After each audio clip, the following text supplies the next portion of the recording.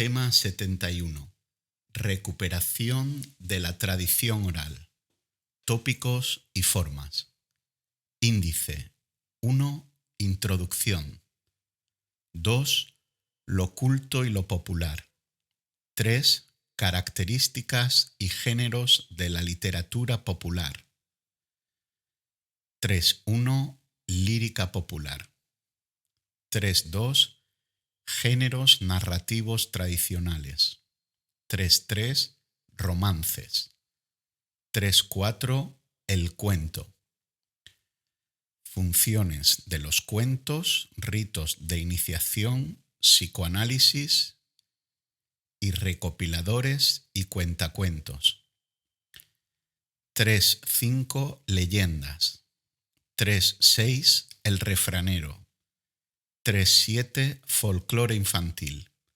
4. Conclusión. 1. Introducción. Incluir entre los temas de literatura uno dedicado a la tradición oral nos parece justo y acertado. Justo porque estas formas literarias han recibido escasa atención en las historias de la literatura, mientras que la literatura escrita de carácter culto conforma los estudios literarios. A las formas populares de transmisión oral se les presta poca atención. El romanticismo sería una excepción, y esto porque a las formas populares se las ha tenido como artísticamente poco valiosas frente a la literatura culta mejor valorada. Este prejuicio ignora que, como veremos luego, a menudo la literatura culta se nutre e incluso imita la tradicional. El tema nos parece además un acierto porque al tratar sobre la literatura de tradición oral recuperamos una parte importante de nuestra memoria, es decir, una parte sustancial de nuestras señas de identidad que están a punto de perderse. En el desarrollo del tema abordaremos la oposición entre lo culto y lo popular, las estrechas relaciones entre uno y otro género. Realizaremos luego un recorrido por los distintos géneros y subgéneros, canciones, romances, cuentos, leyendas, fábulas, refranes, adivinanzas, etc. 2. Lo culto y lo popular. Con frecuencia se han confrontado dos formas de cultura, una dominante hegemónica, llamada culta, y otra dominada, marginal, la popular. Esta oposición viene de lejos. Ya en la Edad Media el marqués de Santillana, en su carta Proemio, habla de un grado ínfimo de poesía que corresponde a los que sin ningún orden, regla ni cuento facen romances e cantares de que las gentes de baja y servil condición se alegran. Frente a este grado ínfimo señala otro más elevado, compuesto de forma escrita. Los romances y cantares, tan negativamente valorados por el marqués, corresponden a la poesía tradicional creada y transmitida oralmente y destinada a un público popular, mientras que la literatura escrita más prestigiosa tiene formas más complejas y elaboradas y está destinada a un público aristocrático. Como vemos, la distinción entre lo culto y lo popular está basada en el distinto canal, escrito y oral respectivamente, y en el distinto público, popular uno, selecto otro. Sin embargo, cuando oponemos lo culto a lo popular, olvidamos las constantes relaciones e influencias entre los dos ámbitos culturales. Recordemos la importancia de lo popular en la literatura medieval culta.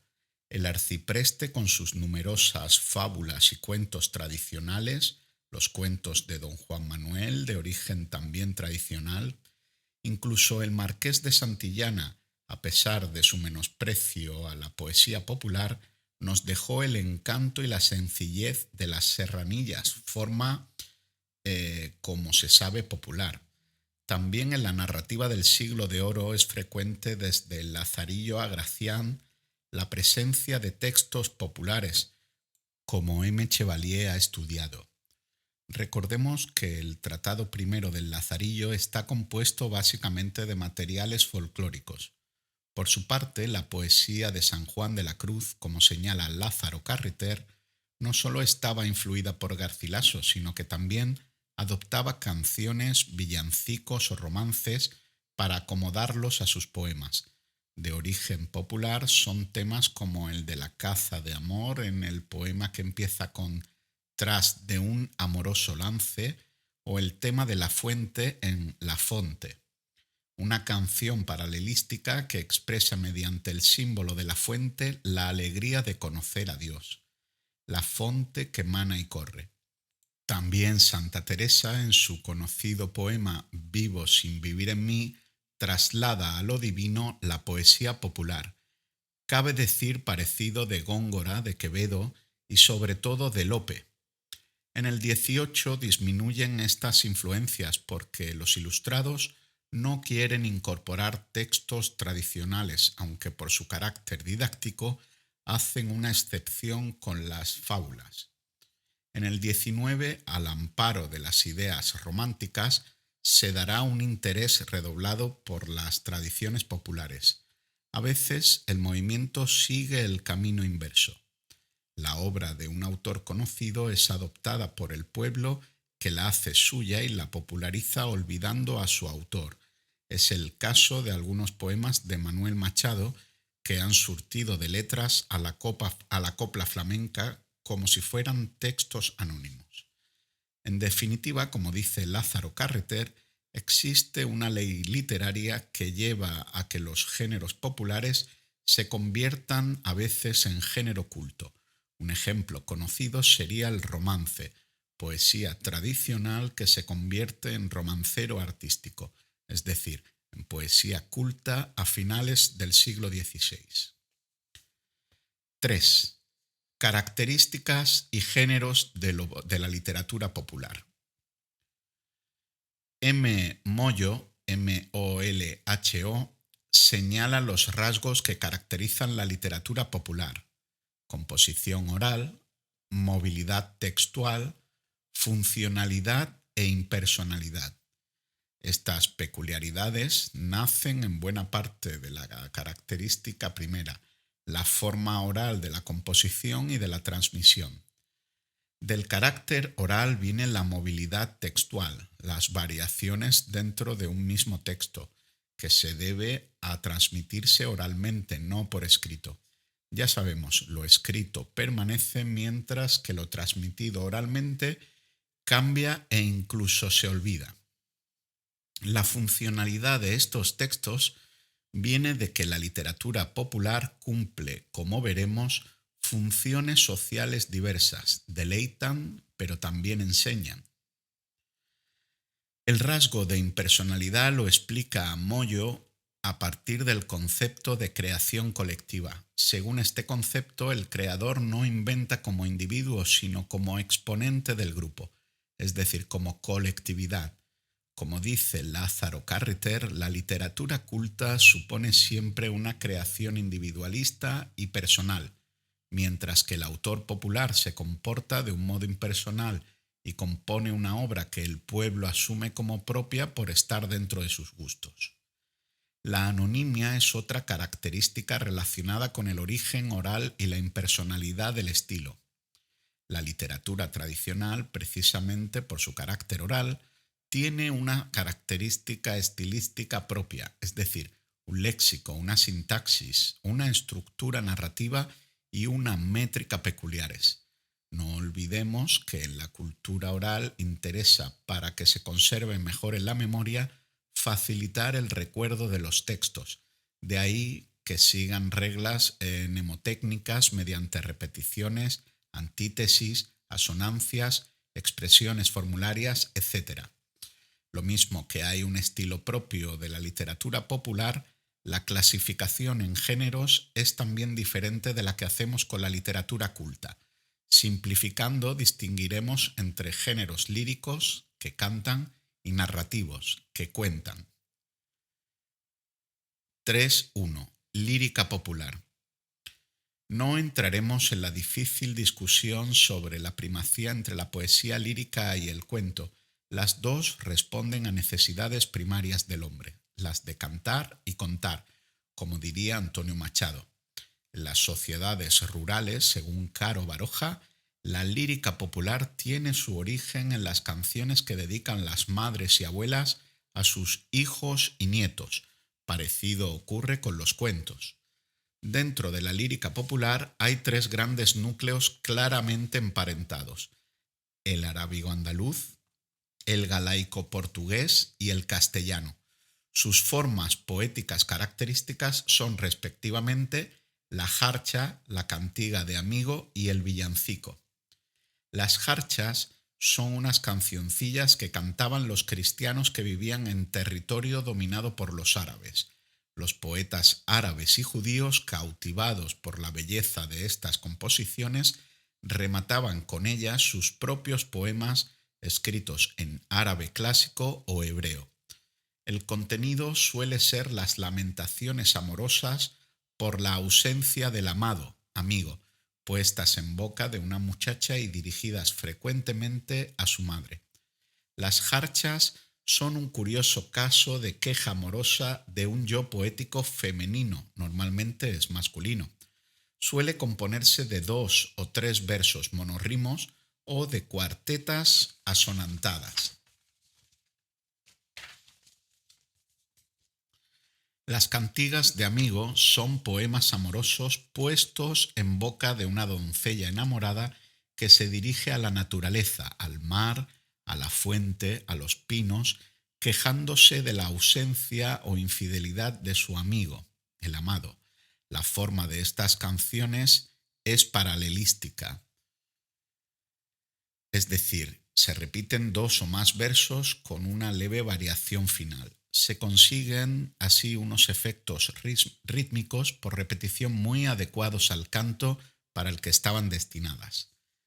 La lírica tradicional castellana es de mayor riqueza temática.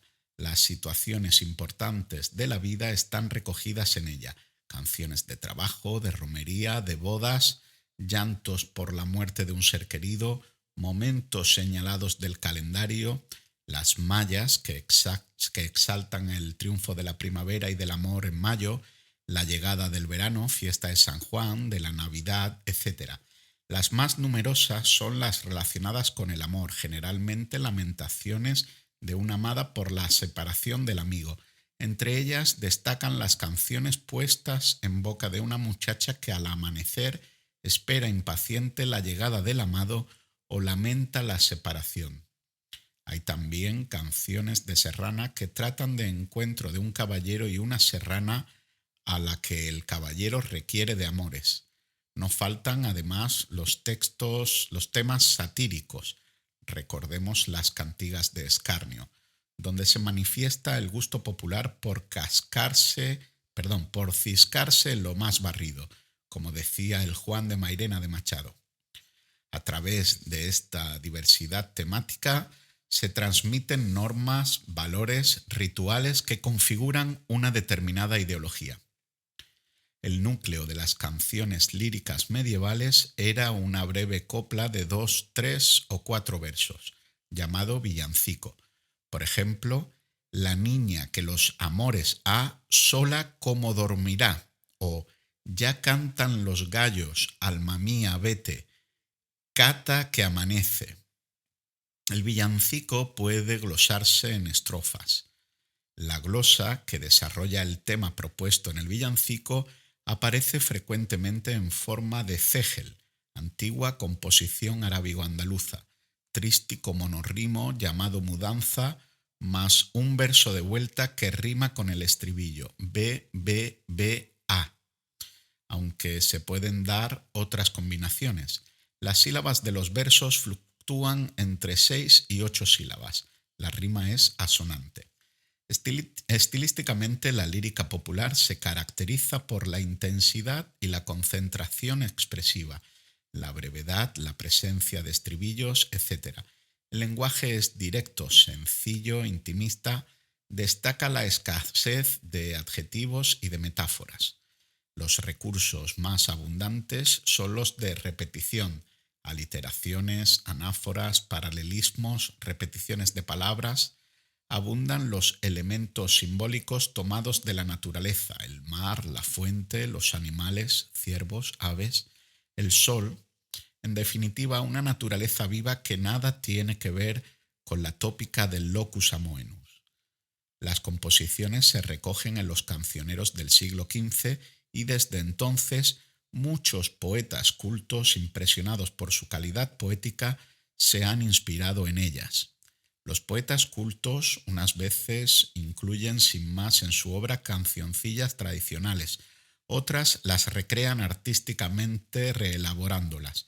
Pensemos en Gil Vicente, Lope de Vega, Juan Ramón Jiménez o en el Alberti de Marinero en Tierra, por citar algunos casos. Dentro de esa lírica popular podemos incluir las canciones de cuna, las nanas, que cantan el momento íntimo en que alguien, especialmente la madre, arrulla a un niño. Las nanas están presentes en la poesía culta de Lorca, Miguel Hernández, entre otros. Géneros narrativos tradicionales. Romances. Una de las tradiciones literarias que han mantenido una vitalidad constante desde sus inicios a finales de la Edad Media es la del romancero, tanto en su forma popular como culta. Esta es a partir de fines del siglo XVI. El romancero tradicional es una poesía hecha por y para el pueblo, y por tanto representativa de la cultura popular. A este propósito, Antonio Machado y Álvarez decía: ¿queréis conocer la historia de un pueblo? Ved sus romances. Estos textos, continuados en nuestro tiempo por poetas cultos como Lorca, Alberti o Gerardo Diego, son un material valioso para la educación literaria de los alumnos. Ya Unamuno consideraba estos textos los más idóneos para iniciar a los niños en la literatura. Los romances se han ido transmitiendo en numerosas variantes, de forma que muchas de sus letras han sido recreadas a través del tiempo. Su contenido nace de una amplia variedad de asuntos que tratan desde lo real hasta lo imaginario, desde lo más serio y profundo hasta lo jocoso o lúdico. Esta variedad temática se corresponde igualmente con una diversidad de formas de expresión, de ritmos y de tonos diferentes. Junto a la belleza de los romances tradicionales, en un proceso de vulgarización del gusto, se han compuesto los llamados romances de ciego como una forma baja de subliteratura, parecida por lo truculento y lacrimógeno de sus temas, crímenes, incestos, violaciones, a los culebrones y telenovelas de nuestro tiempo. Se trata en estos casos de una poesía popularizada con un estilo alejado de la verdadera poesía tradicional. El cuento. Antonio Rodríguez Almodóvar define el cuento tradicional como un relato de transmisión oral relativamente corto, pero no tanto como el chiste o chascarrillo, con un desarrollo argumental de intriga, organizado en dos partes o secuencias perteneciente a un patrimonio colectivo. Existen diferentes teorías sobre el origen del cuento popular. La indogermánica supone que los cuentos europeos nacen de los antiguos mitos indogermánicos. La teoría orientalista sitúa el origen de los mismos en la India. Anderson Invert enumera otros orígenes, religiosos, mitológicos, rituales, psicoanalíticos, etc. Más convincente nos parece la teoría universalista, que sostiene que las semejanzas entre los cuentos populares no se deben a un único origen, sino que responden por causas antropológicas a reacciones constantes del hombre de cualquier lugar ante determinadas situaciones, de ahí sus coincidencias. A pesar de sus variantes, el cuento popular es un tipo de relato muy codificado, tanto en la disposición de motivos argumentales, sintaxis, como en el sentido de estos, semántica. Ello puede deberse a la naturaleza oral de estos relatos. La transmisión oral supone el empleo de técnicas memorísticas, esquemas repetitivos y economía de medios. Esta codificación sintáctico-semántica de los cuentos populares permitió a Prop señalar un número limitado de funciones y de personajes repetidos en el conjunto de cuentos populares rusos.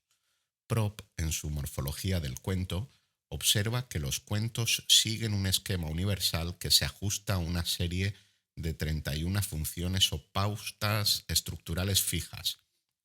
Entre las funciones más frecuentes están: carencia del protagonista, es pobre, no puede tener hijos, prohibición de que se haga algo, ver el rostro del marido, entrar en un lugar, transgresión de esa prohibición, superación de una serie de pruebas auxiliados a menudo de objetos mágicos, enfrentamiento del héroe y el agresor, viaje por reinos lejanos, persecución, llegada al lugar deseado, final feliz. Estas funciones se aplican a algunos personajes fundamentales: el héroe, la heroína, el falso héroe, el auxiliar mágico, mago hada, el agresor. Los cuentos tradicionales se pueden dividir en 3 grupos: los maravillosos, los de costumbres y los de animales. Los cuentos maravillosos sitúan la acción en un tiempo y espacio irreal o indefinido, y su protagonista ha de superar una serie de pruebas para alcanzar un final feliz. Suelen comenzar con una fórmula introductoria que alude a la atemporalidad y la indeterminación del lugar, érase una vez, y acabar con una fórmula de cierre: vivieron felices y comieron perdices. La unidad argumental evita lo superfluo y se concentra en un hecho que gira en torno al personaje principal. Se dan con frecuencia construcciones paralelísticas, tanto sintácticas como semánticas, y otras formas de repeticiones. Los personajes son planos. El protagonista tiene muchas virtudes y se suele comportar de modo astuto. Para Prop, los relatos maravillosos cumplen funciones relacionadas frecuentemente con la incorporación del individuo a la sociedad a través de ritos de iniciación, ritos de paso. Entre los temas iniciáticos están el abandono del hogar familiar para pasar a formar parte de la comunidad, la peregrinación a otro mundo, la purificación por el fuego o por la superación del dolor, etc. Bettelheim, por su parte, hace una interpretación psicoanalítica de la función de los cuentos. Según Bettelheim, el cuento cumple una función de equilibrio entre 2 principios fundamentales que regulan nuestra conducta: el del placer y el de la realidad.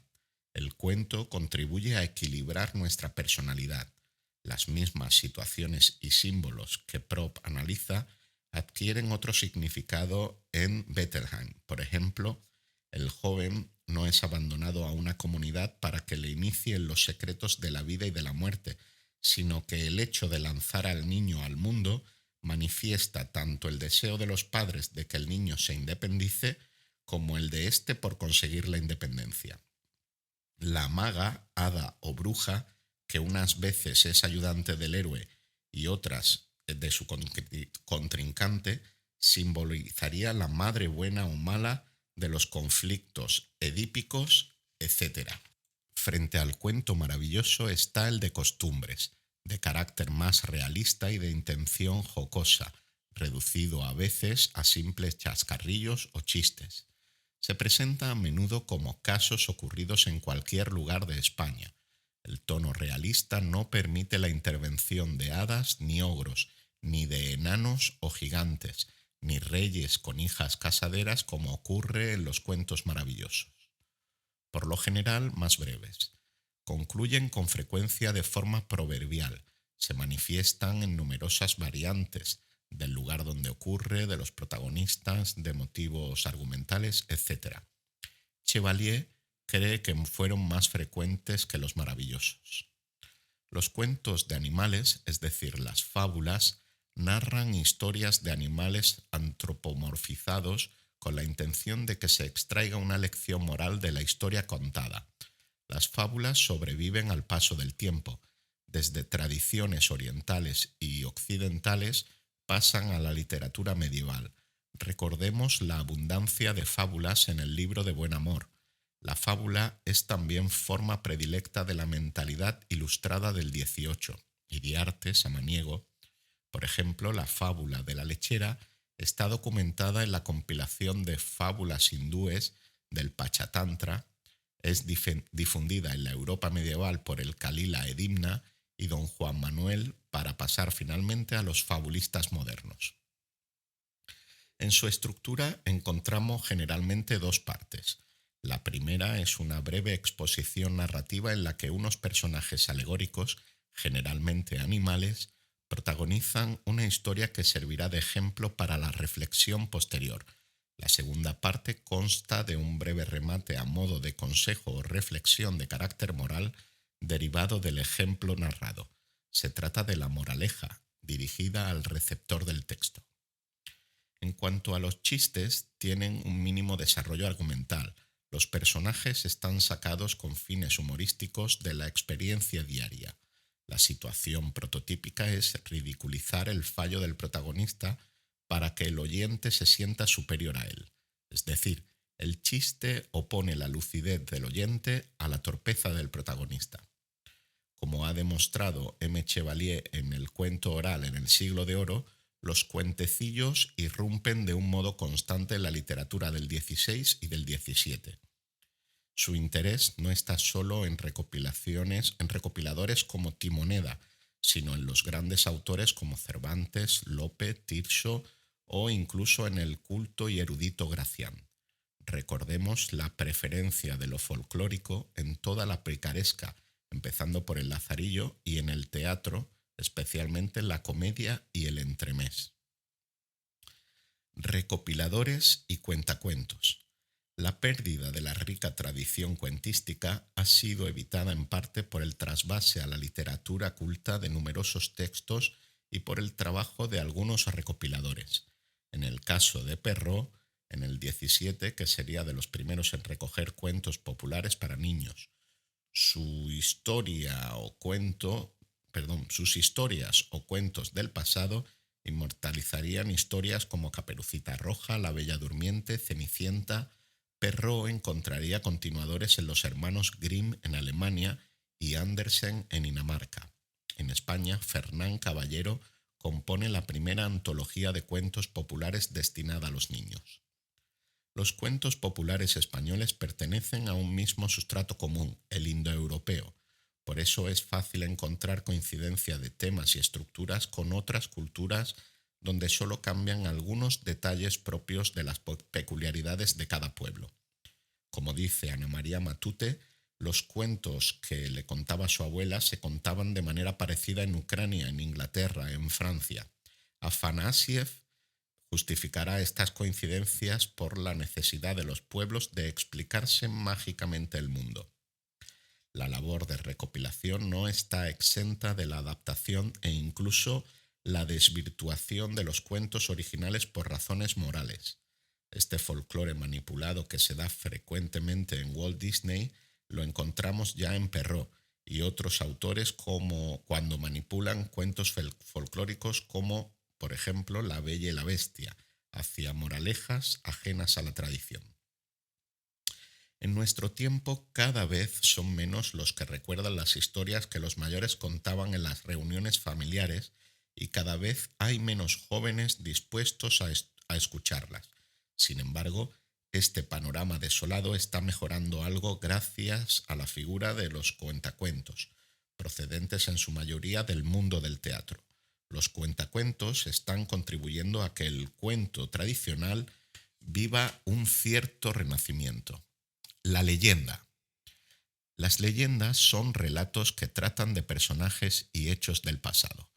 La leyenda no se presenta como una historia fantasiosa, sino como un suceso esencialmente verídico. Esto vale tanto para las devociones, por ejemplo las leyendas marianas, como para las leyendas históricas e incluso fantásticas. A diferencia del cuento en el que los animales hablan o las varitas mágicas resuelven problemas, La leyenda solo hace uso excepcional de estos prodigios, justificados siempre por una intervención divina. El punto central de la leyenda es un hecho sobresaliente que aparece normalmente al final y es el motor de la narración. Este final es el que da fundamento al relato. En torno a este núcleo se integran los detalles y justificaciones, de ahí su estructura climática.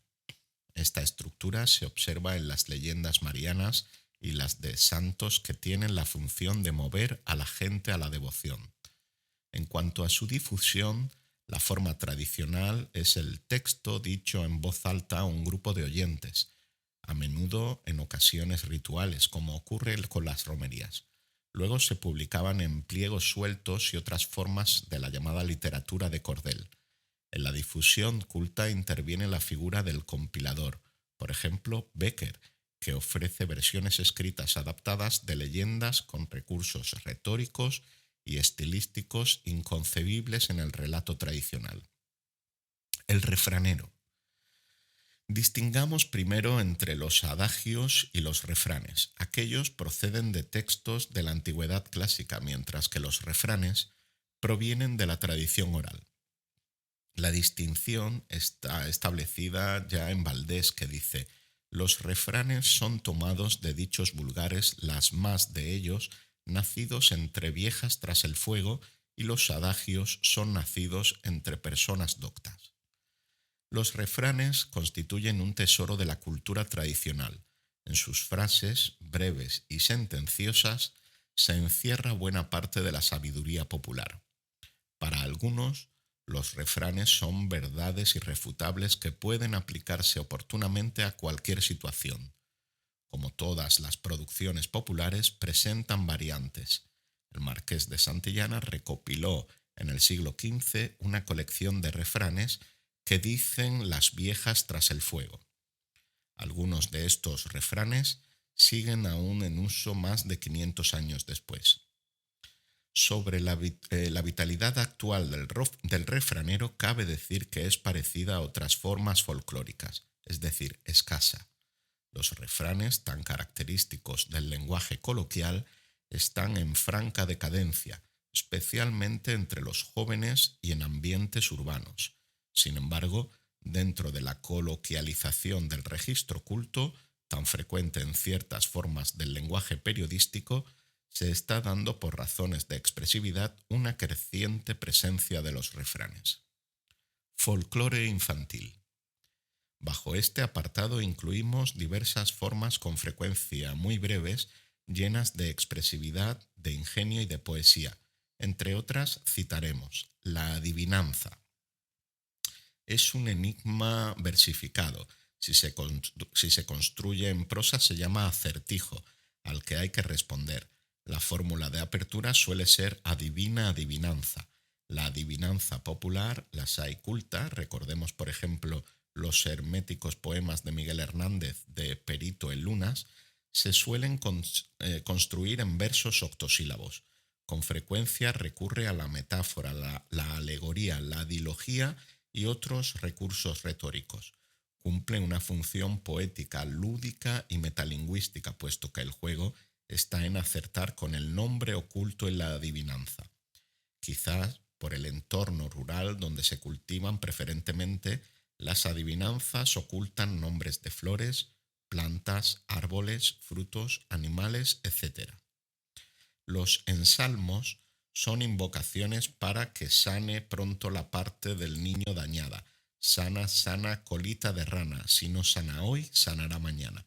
También hay invocaciones a elementos de la naturaleza, por ejemplo, sal, sol, solito y caliéntame un poquito, o su contraria, que llueva, la Virgen de la Cueva. Otras formas de folclore infantil son los trabalenguas, los colmos, las retahílas, etc. Conclusión. En los tiempos actuales, cuando se ha perdido el contacto con estas formas literarias, quedan dos opciones: olvidar definitivamente la literatura tradicional o, como dice el enunciado del tema, tratar de recuperarla.